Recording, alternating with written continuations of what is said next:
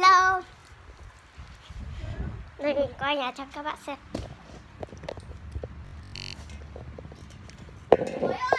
Quay video.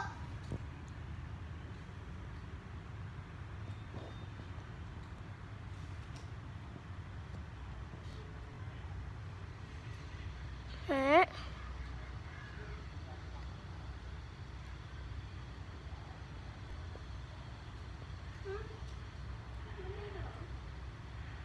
Đấy, các bạn thấy không?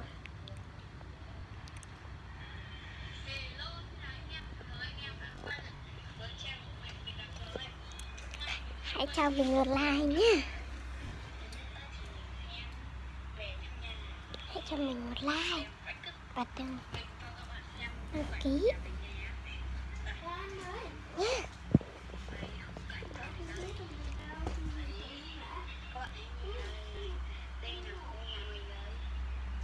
Đâyคือnhà mình đây. Đây là chỗ vườn rau của mình.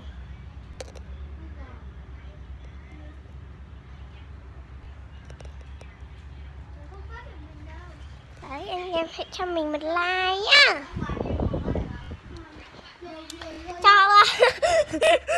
Cho mình một like, còn cho